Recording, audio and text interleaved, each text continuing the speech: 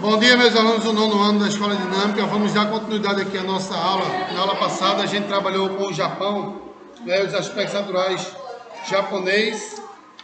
E hoje vamos trabalhar aqui. Também trabalhamos com a população japonesa. E hoje vamos trabalhar com a economia japonesa, que começa na página 237, falando aí das grandes cidades globais e a urbanização do território japonês, para depois a gente pegar aí os tigres asiáticos e também falar dele, que está relacionado a esse capítulo 8 do nosso livro. A maioria da população japonesa se aglomera nas grandes cidades principais localizadas nas planícies litorâneas do Pacífico, já que o território japonês ele é muito íngreme, constituído de montanhas, e aí a maioria da população está concentrada nas margens da região próxima ao oceano, porque é uma área que oferece uma melhor condição de vida por estar mais plana, região planície litorânea, onde estão os principais áreas de desenvolvimento econômico. Tipicamente, o urbano do Japão apresenta mais de 75% da sua população concentrada nas cidades de Tóquio, Kyoto, Osaka e Kobe, que juntas formam uma das maiores megalópolis do Oriente. Essas cidades impressionam pela estrutura moderna e pela qualidade de serviços prestados à sua população. Então, o território japonês, apesar de sua superpopulação, as pessoas conseguem viver ainda com uma qualidade de vida muito boa, por ser um país extremamente desenvolvido economicamente falando, um país essencialmente urbanizado e industrializado, e isso faz com que esse país ele tenha um novo perfil populacional, onde as pessoas vivem mais e melhor. Uma característica da população japonesa é a sua regular distribuição no território. A maioria concentra-se nos planaltos, nas planícies, apresentando uma das mais elevadas densidades demográficas do mundo. Tem locais no Japão onde a densidade demográfica supera 300 habitantes por quadrado, onde a população, por ser muito grande, ela apresenta hábitos bem diferentes de outras regiões do mundo, principalmente os hábitos alimentares, porque isso proporciona com que essa população venha a ter uma longevidade muito intensa, ou seja, elas vivem mais e melhor devido aos seus hábitos alimentares e seus hábitos de vida também. Grande parte da população é agrícola no Japão. Grande parte da população japonesa agrícola se destina à alimentação da população. O arroz, ou seja, a risicultura, que é o cultivo do arroz, é a base da alimentação japonesa, que também é feita com hortaliças, frutas, trigo, batata e cevada. E isso, de certa forma, contribui justamente para que tenha essa expectativa de vida elevada, porque não adquire doenças, porque tem um mínimo uso de agrotóxicos. A vida do japonês é muito regrada e a alimentação também. E aí, consequentemente, diferentemente dos brasileiros que se alimentam muito de gorduras, frituras, etc., vivem pouco, um colesterol um tanto quanto elevado, glicose também elevado, e aí tem um alto índice de AVC. Diferentemente da população japonesa, onde tem uma vida regrada, uma alimentação de qualidade. As limitações impostas pelo governo fazem com que o rebanho bovino japonês seja pequeno, com cerca de 4,5 milhões de cabeças. Parte dos derivados bovinos, como leite, iogurte e manteiga, são atualmente importados, já que os rebanhos de aves, suínos, que necessitam de menos espaço, são maiores. Os japoneses compõem a ausência da carne vermelha como uma fonte de qualidade de peixe, de quantidade de peixes e frutos do mar. A navegação é a quarta colocada em produção, a nação é a quarta colocada em produção de pescado no mundo. Vamos falar aqui um pouco sobre a Revolução Japonesa na era Meiji, era Meiji que diga. Durante milênios, o Japão sofreu uma fragmentação política e espacial. Arroz imposta pelo regime de shogunato, em muitos parecida com o feudalismo europeu. Nesse governo, a nação manteve a economia fechada para o mundo. O isolamento só foi imposto no século XIX, quando chegou ao poder a dinastia Meiji, com a ajuda do imperialista estadunidense. Esse novo regime vigorou de 1868 a 1912. Promoveu profundas reformas políticas e econômicas que progressivamente fizeram com que o Japão passasse de um país agrário para uma das maiores potências industriais do mundo. Então, essa era Meiji, ela foi fundamental para essa evolução, ou essa revolução que o Japão veio ter, porque o Japão anteriormente era um país essencialmente agrário, que posteriormente se tornou, após essa era Meiji, se tornou um país industrializado, que deu o pontapé inicial para que esse país se tornasse uma das maiores potências econômicas mundiais como nós temos hoje. O primeiro passo foi a ordem econômica e sim a política, em troca dos estimados serviços prestados pelos Estados Unidos para destruir o poder dos shoguns e dos seus samurais. Os Meijis abriram os portos japoneses até então fechados pelo Oriente. E essa abertura portuária foi de fundamental importância, porque começou a atrair produtos estrangeiros para dentro do Japão, que de certa forma favoreceu aí esse processo de crescimento econômico do território japonês. Nada melhor do que abrir as portas para a entrada de comercialização e, consequentemente, desse processo de crescimento econômico. Então, os imperadores da dinastia Meiji implantaram também medidas práticas para industrializar a modernização do país. Dentre as mais importantes, podemos destacar a construção de uma ampla rede de infraestrutura, incluindo pontes e ferrovias. E aí eu preciso falar uma coisa, onde as estradas e ferrovias, elas são de fundamental importância para que haja o progresso das cidades. Se você constrói uma rodovia, uma ferrovia, uma ponte, você automaticamente dá o pontapé inicial para o desenvolvimento social de um determinado local, e do qual você vai ter esse processo crescendo gradativamente.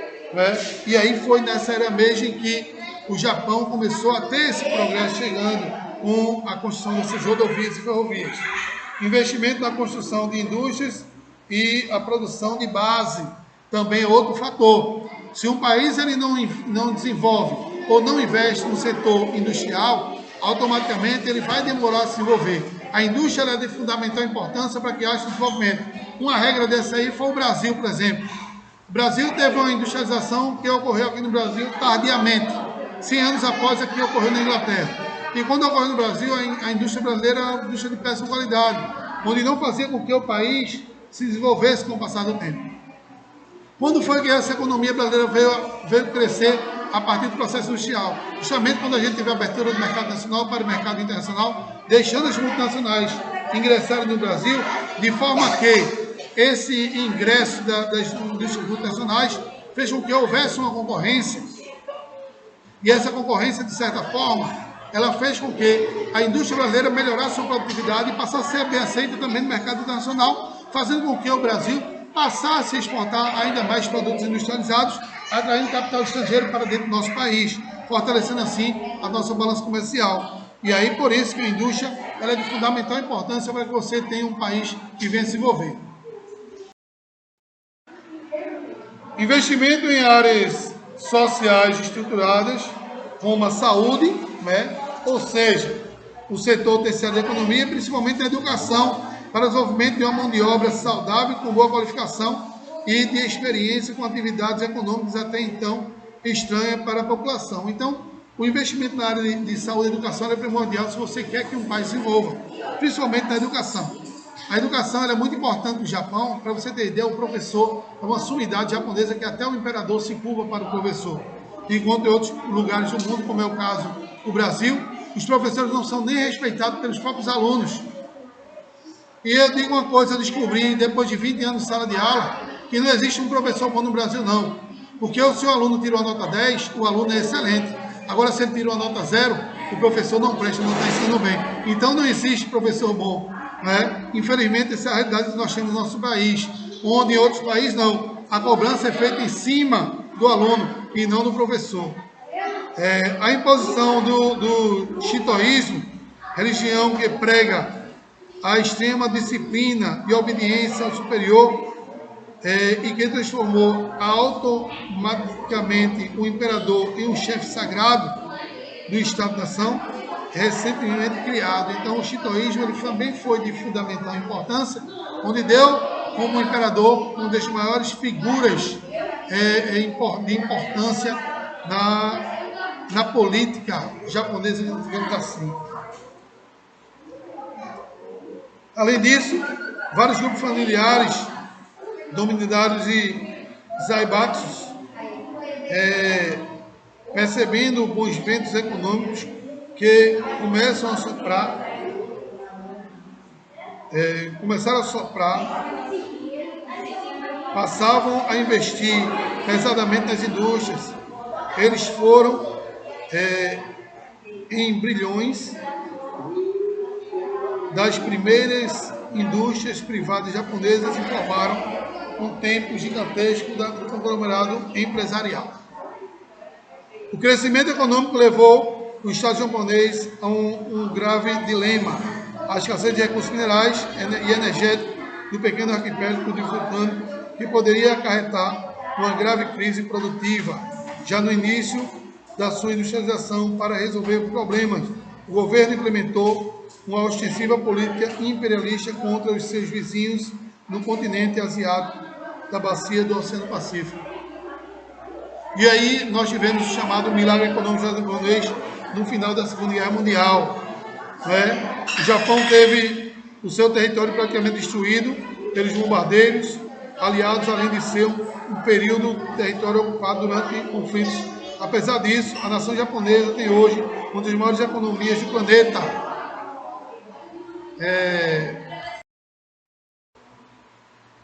Então, o Japão ele foi um país que, durante a Segunda Guerra Mundial, vocês sabem que receberam a bomba atômica de Hiroshima e Nagasaki e foi totalmente destruído, né? E conseguiram se reerguer muito rapidamente. É claro que muitas pessoas ainda sofrem e morrem por conta dos efeitos da bomba, né? Que infelizmente o poder de destruição da bomba ele perdura por muitos anos, né? E aí, consequentemente, muitas pessoas foram mutiladas, muitas pessoas adquiriram câncer, né? Passaram para os seus ancestrais, os seus descendentes, né? Com o passar do tempo, e aí, consequentemente, tivemos esse processo no qual o Japão conseguiu se reerguer. Então, a chegada da Guerra Fria ao Oriente do continente asiático, com a adoção do socialismo pela China e a Revolução de 1949, isso fez com que os Estados Unidos investissem grandes volumes de capital na construção japonesa.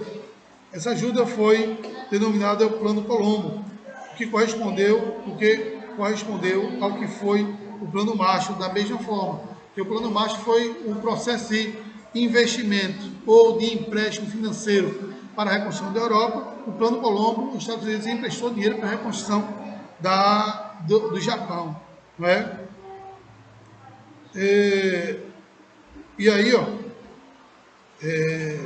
para a reconstrução dos países europeus, ou seja, uma forma de incluir essas nações na esfera de influência estadunidense. A proibição do fornecimento de indústrias bélicas japonesas e a canalização de capital densa área para os setores mais produtivos economicamente, como a produção de bens de alta tecnologia, foi um dos fatores desse milagre econômico. O investimento maciço na educação, que sem dúvida nenhuma foi um dos principais processos pelo qual nós tivemos esse processo de crescimento, pela existência da tecnologia fabril, herança da era Meiji, incentivos governamentais e exploração de bens industriais, existência de mão de obra abundante e barata qualificada, tradição cultural que obedecia à disciplina do coletivismo e a poupança interna garantia pelos salários operários guardados no início da fase de reconstrução. Então, esses processos eles foram fundamentais para que ocorresse esse milagre econômico durante esse período, né, Japão. No período independente pós-guerra, a nação japonesa estabeleceu para si um pacto de reconstrução. Previa-se que um século o Japão retornaria ao grupo dos países envolvidos. Toda a população, técnicos, professores, operários, cientistas, agrícolas, etc., assumiu os serviços e os desafios a serem enfrentados na década seguinte. Não obstante essa cômoda posição japonesa na economia mundial, seu desenvolvimento industrial dependeu de importantes importação de matérias-primas de outros países, pois o território do Japão foi muito limitado em recursos minerais e em petróleo. No que se diz respeito a esse recurso natural, o país importa todo o petróleo que é necessário, como também cerca de 90% do minério de ferro, manganês e 80% do cobre, além de muitas outras matérias-primas. Então, esse processo de importação dos países do Japão, na realidade, é, sem dúvida nenhuma, um dos mais importantes para o acúmulo de capital e riqueza do território japonês. E aí, consequentemente, se tem esse processo de desenvolvimento econômico do Japão nos últimos anos, após a Guerra Fria, na realidade. Crescimento econômico e industrialização recente.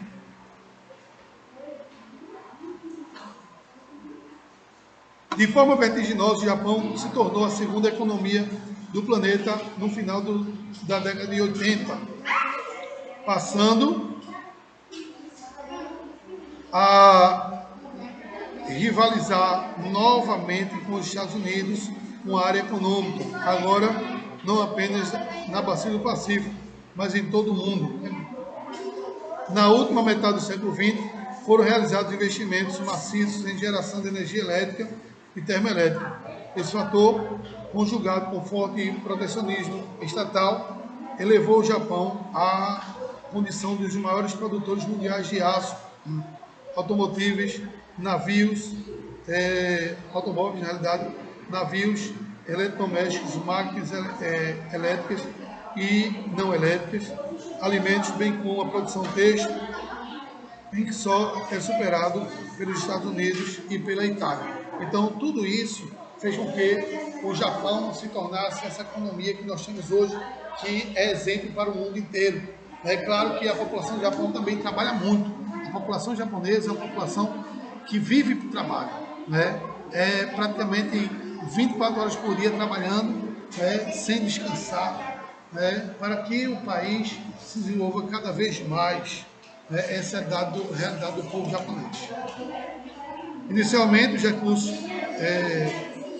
foram aplicados no campo da microeletrônica, após a construção de várias nações, levavam os investimentos de somas que envolveu pequenas sobre a semicondutores, radiadores. Ademais, acreditavam que ao seu redor a computação seria estratégia para agilizar o aperfeiçoamento de investimentos empresariais, jogando o Japão extremamente competitivo no mercado internacional. O país foi, ao longo da segunda década do século XX, responsável por aproximadamente metade da exportação mundial e ainda hoje, apesar da recessão que está submetido, um dos maiores exportadores desse segmento industrial. Também devemos destacar a sofisticada indústria da automobilística japonesa, que resolveu o crescimento automobilístico fordista, desenvolvendo um novo processo produtivo, que é o toyotismo, que passou progressivamente a ser copiado por vários países. Então, o toyotismo foi uma tecnologia né, que revolucionou o processo de produção industrial automobilística, né, que de certa forma ele contribuiu para que essa produção se desenvolvesse cada vez mais e mais rápido. Todavia, o maior destaque dessa nova fase industrial do Japão é o setor de robótica cibernética, que foi criado pelos estadunidenses e aperfeiçoado bastante pelos japoneses. Desde o final da década de 90, diversos computadores japoneses, como o Mitsubishi Motors, Toyota Motors, Nissan e Sumitomo, passaram por mais crises recessivas, mas ainda estão entre as maiores empresas do mundo. Essa crise foi como principal razão concorrência do Japão, que passou a enfrentar produtos industriais dos tigres asiáticos, que foi um dos principais fatores pelo que o continente asiático começou a desenvolver. O surgimento desses tigres asiáticos, que a gente vai falar na próxima aula, ele foi de fundamental importância.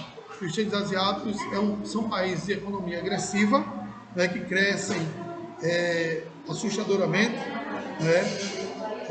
Nos últimos anos já surgiram também os novos tigres asiáticos. Os tigres asiáticos são como Taiwan, Singapura, Hong Kong e Coreia do Sul, né, que surgiram a partir da década de 90.